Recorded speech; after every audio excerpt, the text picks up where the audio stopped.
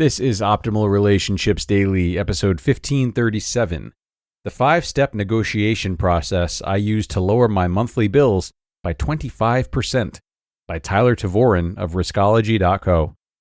Hello, everybody, and welcome back to ORD for the second time today, this time in our weekly bonus episode, which we release every Sunday.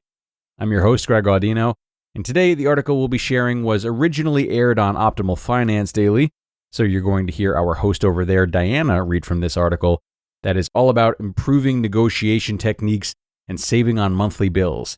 Two things that couples living together are certainly better off knowing. So let's tune in and hear this post now as we optimize your life.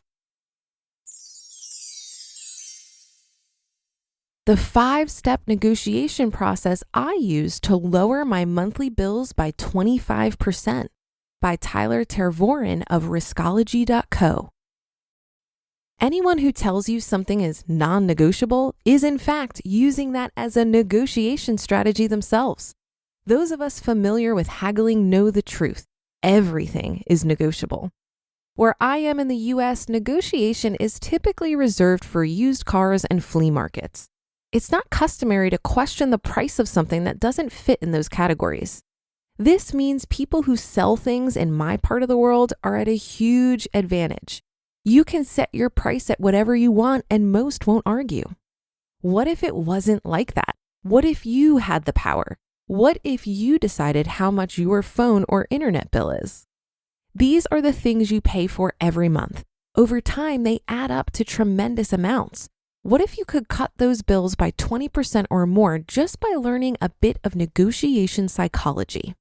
I tried my hand at this last year and recruited a few friends to do the same. We all lowered our bills or received improved service, and it took us all 10 minutes or less.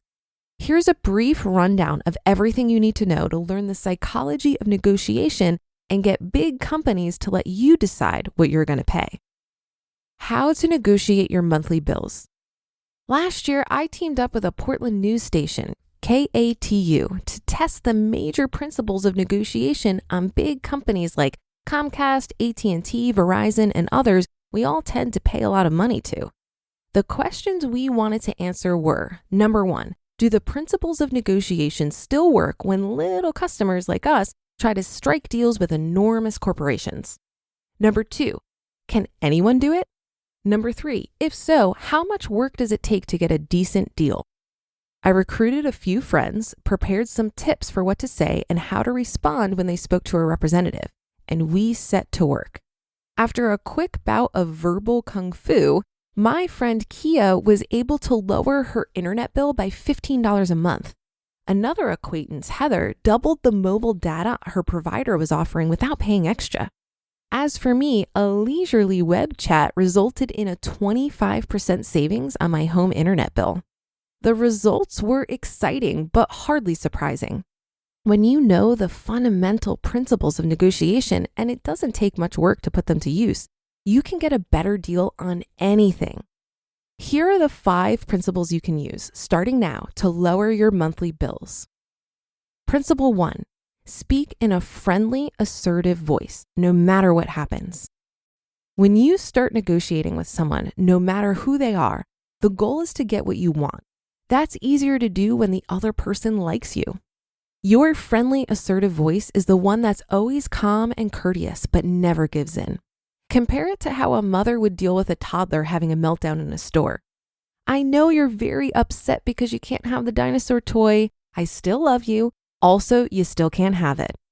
You won't deal with hostility like that when you're talking to a customer service rep. At least let's hope not. But remembering this can help guide you when you feel like reaching through the phone and throat punching the guy on the other side. Principle 2, ask for more than you want, then slowly back down.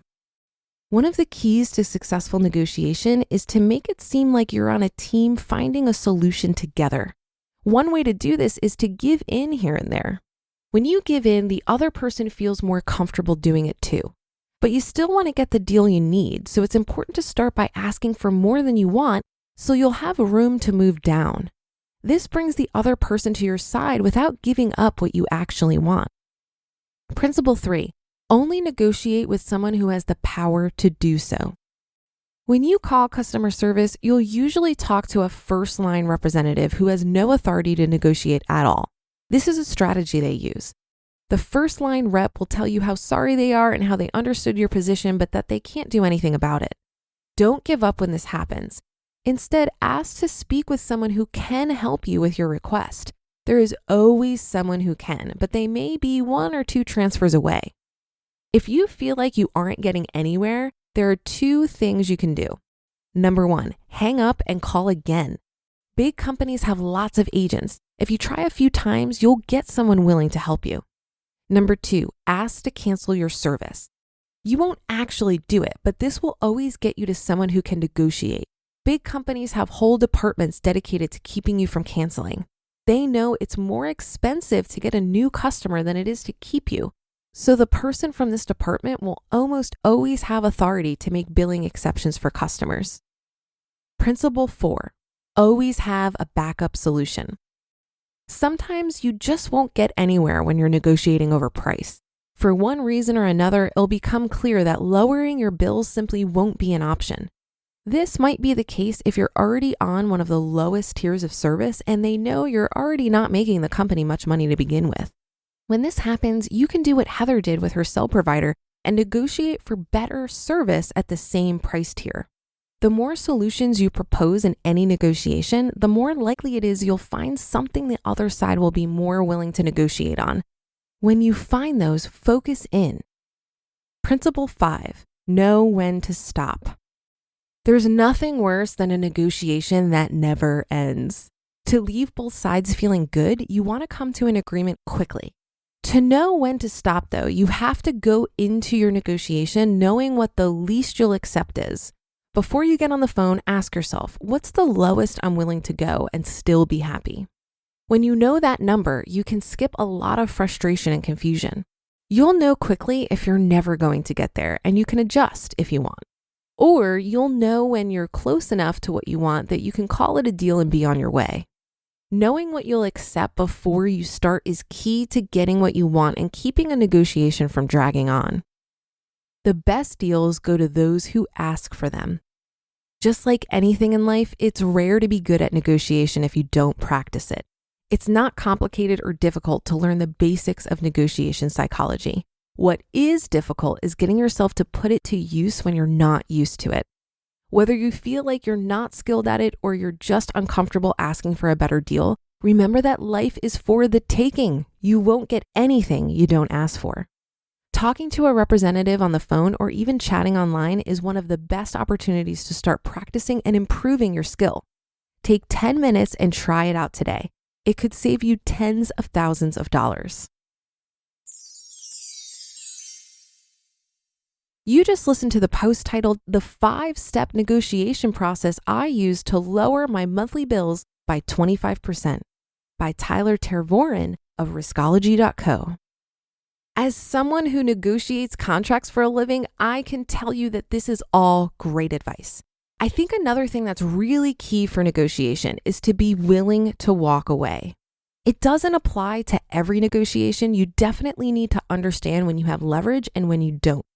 But if you can demonstrate in a friendly tone that you can easily get what you need elsewhere, you're more likely to get them on your side. So for example, if you're trying to lower your internet bill, do a little research and know what their competitor's introductory offer is.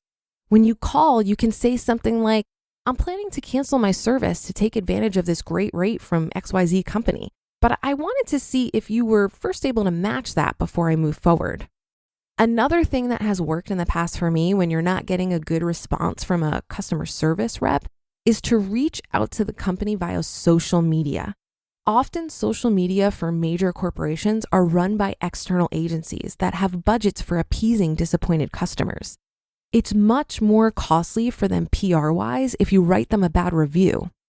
Finally, I just wanted to reiterate the point about hanging up and trying again with a different representative. I've always found it interesting how the company policy changes with every rep you talk to. If you keep calling, you'll likely find someone who can help you. And that will do it for today. Have a great day and weekend, and I'll be back here tomorrow where your optimal life awaits.